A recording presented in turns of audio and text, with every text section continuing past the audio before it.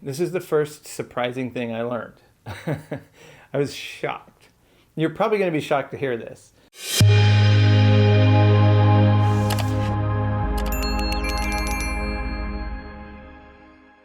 Hey everyone, it's Dave. Yes, I'm alive, and so is Jan. So yes, it's been a while since we have made a video. This year has been crazy, but Jan will be joining us shortly, and we're going to talk to you today about our experience having coronavirus. All right, before I get Jan in here, just want to talk about the channel real quick. The number one question we get is, do you still follow the plant paradox diet? The answer is most definitely yes. I'm sure we'll talk about that more as we go, but yes, we are still followers of the plant paradox diet. We plan to continue to make videos about that diet. However, I'm excited to announce that we're finally going to start doing additional content. I've kind of teased about it for probably a year, but we are going to do some additional content about a healthy lifestyle. So we're going to talk about all kinds of things that can affect your health, and I'm really excited about doing that. So stay tuned for that. But before any of that, I have two videos that I shot last year, and just been trying to find the right time to release them. They don't really have anything to do with healthy eating and stuff, but they have to do with the Arizona life, or as our channel is currently called, AZ Life. And they're just fun videos. I thought, during this pandemic, it might be fun for some people around the world to just kind of see what it's like living in Arizona. So the two most common questions that we get asked that I made videos about are, how do you deal with the heat? How hot is it there? And how do you live with scorpions? So I'll be doing two videos on those topics. Make sure that you're subscribed and you have that notification bell on, so when we release those, they should just be really fun diversions from your crazy lives right now. And then we'll jump back into kind of healthy lifestyle videos. And I hope you all are doing well. Well, let's get Jan in here and talk about our experience with COVID-19. Hey, it's me! So we're going to talk a little bit about our experience having coronavirus. And Jan got it first. Don't recommend it. Yeah. First thing, don't get it. First thing, run. Well, a lot of people may not know, but Jan is a dental hygienist. This is one of my attire. So first of all, I'll just say this. When coronavirus came out and you were working, and then they shut down for 2 months. I 2 didn't months. work. Couldn't work. Yeah. I have not been off work that long. Since you started. Ever. Ever. It was hard for her, let's be honest. It was really hard. Yeah, she missed the social interactions. I'm huge. I'm a very social person. Yeah, then I got furloughed from my job for a month. So that was during your third month. I had barely started back to work. Oh, you had barely started back. And so starting back to work, of course, I am just as high of a risk as someone who treats COVID patients. It was a really... Because you're in people's mouths. It was a really high far away risk. from their face. There's a lot of aerosols and stuff. And so when I did go back to work, I was wearing surgical gowns. I was double masking with N95 plus an additional mask on top. I was wearing a face shield. And so plus gloves. That's kind of a given. Yeah, but still, you were covered. I was covered head to toe. But even when Jan went back to work, we were like, I kept telling her, I'm like, you're going to get coronavirus. Like, you just can't work in people's mouths and not get it eventually somehow. We had a coworker come in on a Monday, and they were, I heard them cough, and I was like, that's not an allergy, dry You can't cough in 2020. It was, you could definitely tell there was something wrong just from the cough. They got tested, right? And then they said, I think I'm going to get tested for COVID. And that's when I was like, what? Oh, I'm sorry, what? And so by Wednesday, about 10 o'clock at night, I started to cough, and I did not feel well. The next day, ironically, I was scheduled to go in for a COVID test because I was supposed to have a couple of procedures done on Friday. So they did the test, and they heard me cough, and they said, you need to quarantine until you get your results. And fortunately, because it was with the Mayo Clinic, they were pushing them through, so I got my results the very next day. Positive, obviously. Shortly after that, I would cough and I could taste blood. And I was just like, there's something really wrong. And it just went downhill from there. Dave moved into the extra bedroom. Yeah. I went to sleeping 20 hours a day. My biggest thing was my whole body hurt. I had zero energy. I had complete brain fog.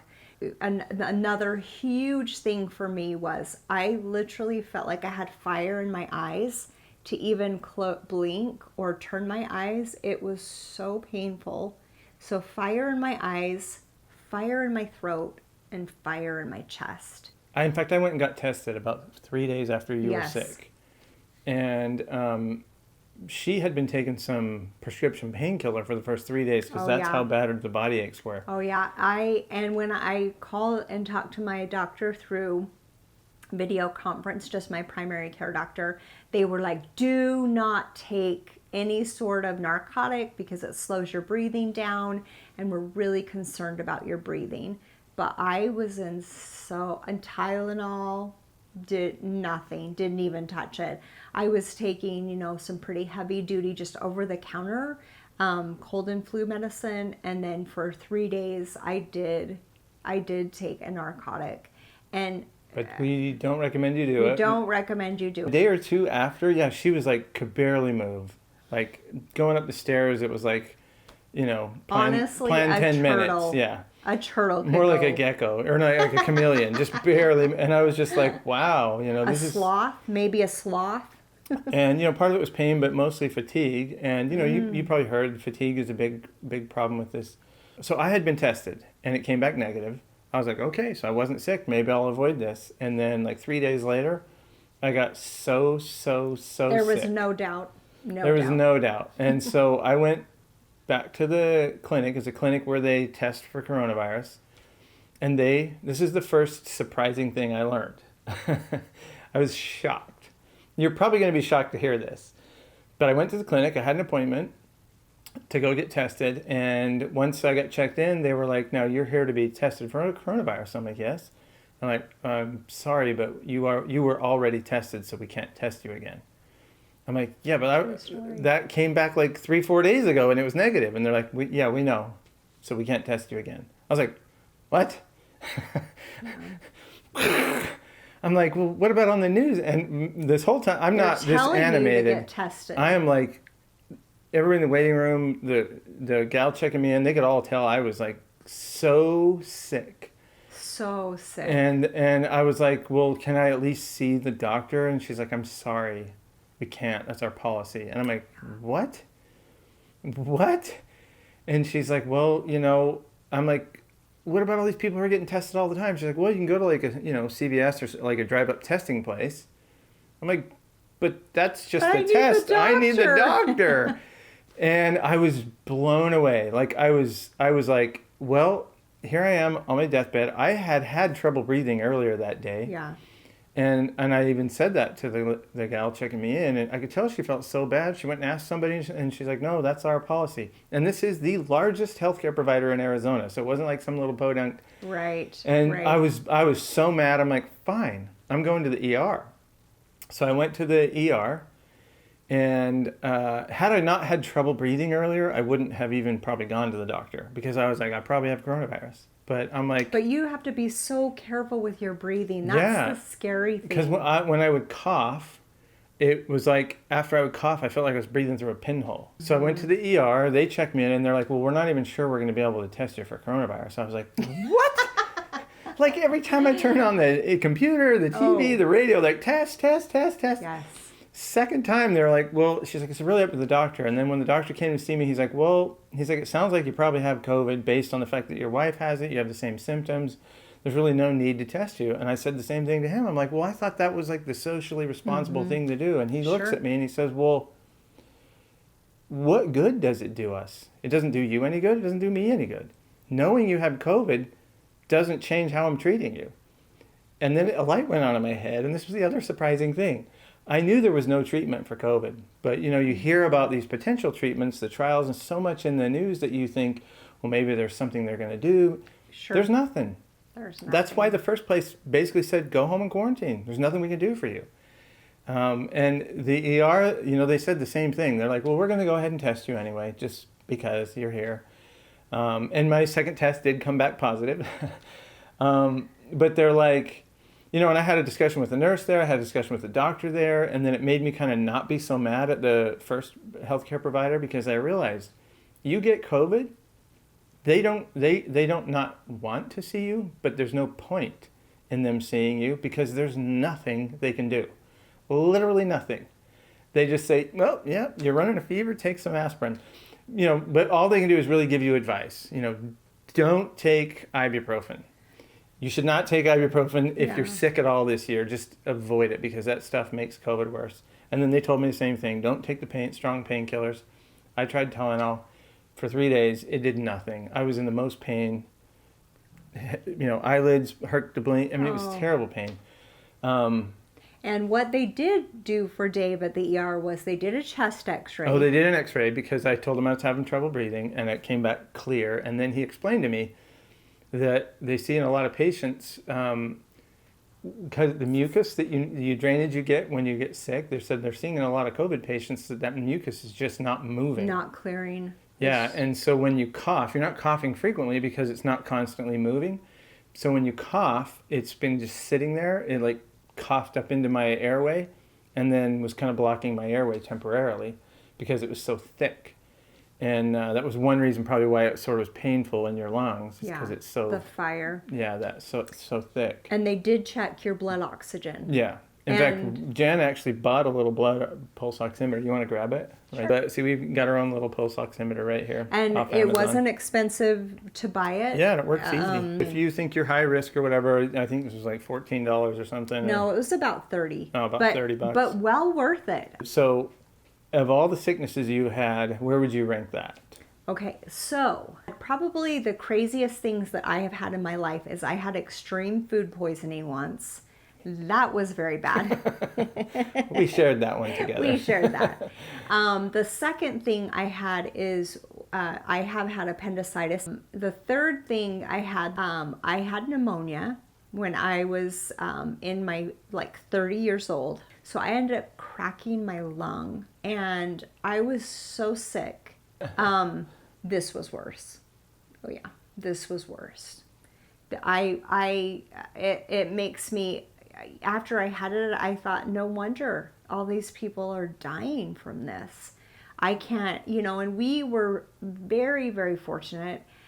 People at our church had organized a thing where they would drop us off a meal, like a big, nice, healthy meal.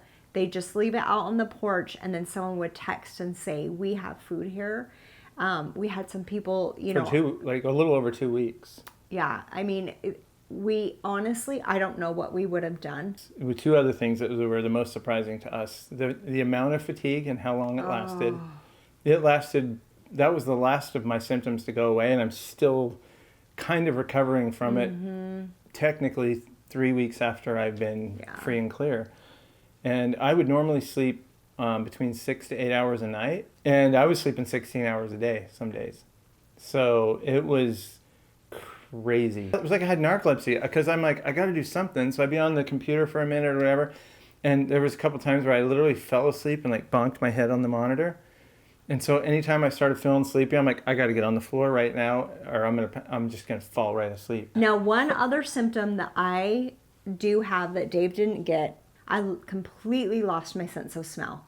And you still don't have it back. I still don't have it back. So, I mean, it's crazy to be this far out and not be able to smell anything. So I did a little research on that and found that a lot of COVID patients lose their sense of smell because the passageways to those receptors get blocked from the infection. Inflammation And then once it clears up, it's like pop in your ears, and all of a sudden your smell's back. Wow. But they said if it gets really bad in there, it can actually destroy those little receptors, and then you have to wait for them to grow back, which can take a couple of months or even longer. So she may be another 3-4 weeks. Yeah, and I actually have been doing like a Flonase, like a little steroidal, like over-the-counter treatment to my nose each day to try and help shrink those down. The other thing that we found very surprising For me, it was shocking how bad it was brain fog. Oh. Like, and my brain fog didn't, I mean, I had brain fog from the beginning, but it didn't kick in to get really bad until the tail end. I would say the last 5 days that I was like showing symptoms, especially the last 3 days, my brain fog was so bad. I felt like I was living in a dream. Like I could carry on conversations, I could understand and comprehend what people were saying, but it just felt like it wasn't real. Like it just felt fake. Well, and you go to think of something and then that word, like shirt, you're like, oh, what do you call that again? Yeah. It was just not there. Then you'd be like, what is wrong with my brain? Oh, yeah. Right as I got feeling better, my company rehired me back. So thank goodness for that. Yay! So we got a double whammy from COVID. I mean, we're all suffering from COVID, whether or not we're sick or not. Right. I mean, we're feeling the effects of it, but then we both lost our jobs. Yes. And we both got sick.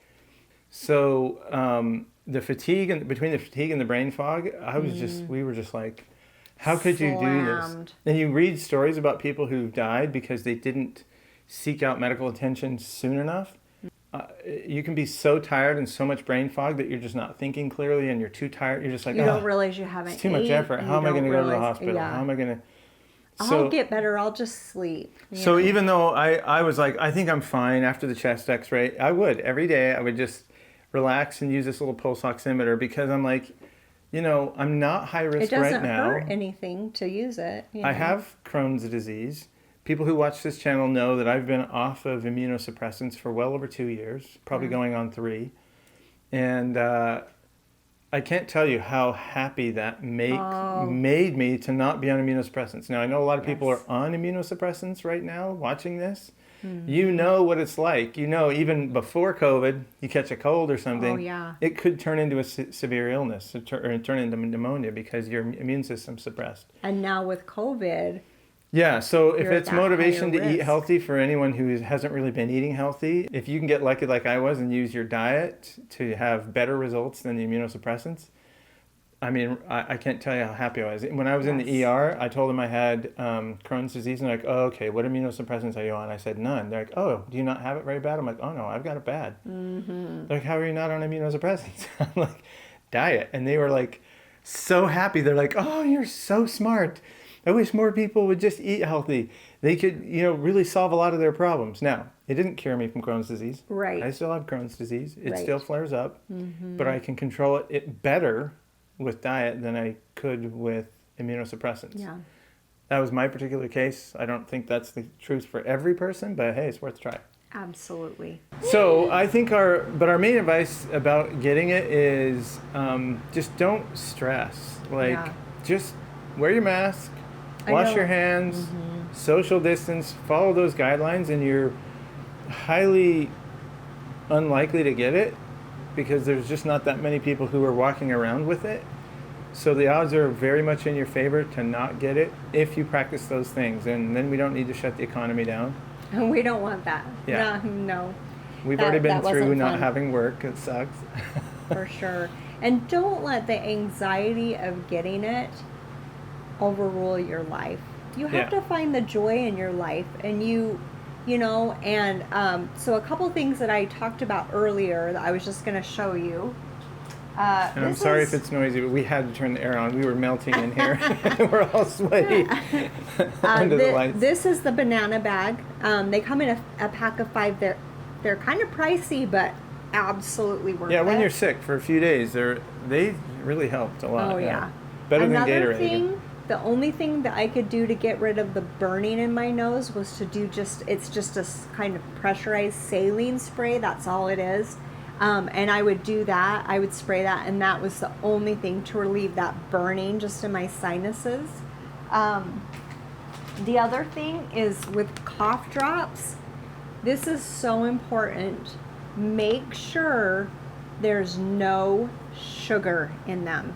So many times people don't think of sugar going in cough drops, but there's a lot of sugar, and we'll have patients come in that will suck on them at night, and they'll have like 9 cavities, and you feel so bad. So this is just a sugar-free brand I like. just make sure they're sugar-free, because if you're sucking on them constantly, it really will, you really can get cavities from it. The thing that I drank the most though was just this lemon ginger tea, and it has a little probiotics in it. It was amazing. Yeah, she loved it. I didn't drink it so much. Oh, I would drink this so many times a day. Nothing soothed that burning in my throat like this did. And ginger and lemon are just so good when you're sick. The other thing for sure you want, if you start feeling nauseous, peppermint tea. Nothing will soothe your stomach if you're having stomach issues in any way like peppermint tea. Yeah, it does a good job. 3 times I started to feel sick to my stomach, and I was like, oh no. I drank a cup of peppermint tea and it calmed me right down. And then of course the other thing to consider getting is what we talked about earlier, the oxygen pulse oximeter. Pulse oximeter. Yeah, and if you're high risk, that's a good investment to have. Because Absolutely. Like I said, shockingly, but it makes perfect sense, doctors can't do anything for you until you get so sad, so bad that you need to be hospitalized. Yeah. So that's the crazy thing that we all know, but it just didn't click in my brain. Right. That your doctor, all they can do is just give you advice, and treat it pretty much like a regular cold. They're like, go home, suffer through it, don't take ibuprofen. Quarantine. Don't take ibuprofen, and don't take ibuprofen. And once again, that's about it. we would love to hear from you guys if you've had COVID. If you have leave it any in the comments advice, below. that would be incredible. Give people in the comments below some advice. If you're a really shy or proud person, well, I'm kind of both sometimes. Let other people know that you need help. Yeah. Because if it gets as bad as it was for us, by the time you ask for it, you're going to be like really regretting that you didn't ask for help earlier. Definitely reach out if you got neighbors, friends, family, church, and say, I have COVID. I need help. I might need some meals because I don't know if I can. Now, when people brought us meals, we didn't ask them to try and make it specific to the healthy diet we normally eat. We're just happy to get food from people. So happy to get food. And the weird thing is, this is very strange to me. And if there's any scientists that happen to be watching this, that study this stuff, here's a little tidbit for you. I ate a lot of food that normally would have made me very sick from Crohn's disease. Yes. And I did get bloating, but I did never have a flare-up. Mm-hmm. And for eating 2.5 weeks of a diet of just very tasty, very good, very food. Delicious, unhealthy food, I didn't have a flare-up. And I assumed it was because my immune system was working overtime to work on COVID, that my Crohn's didn't flare up. But that was surprising to me. That was another surprising thing that I learned. Now, I can't say that'll be the case for everyone who has an autoimmune disease. Right. But anyway, we hope everybody is doing well. We hope you're happy. We hope you're still enjoying life and finding ways to live in this pandemic world. Unique time. We are going to have some more videos coming out this year. In fact, I got 2 new videos I mentioned at the beginning that are coming out that should be really fun. So make sure you subscribe and hit those notifications so that when we do post them, you'll know that we have a new video out. Thanks you guys so much. It's amazing to feel good enough to be back on camera. We really missed you guys. And we really appreciate all the well wishes. For those who follow us on Instagram, you knew that we were sick and we had so many well wishes. We appreciate it. Yes. Thanks, everyone. Bye.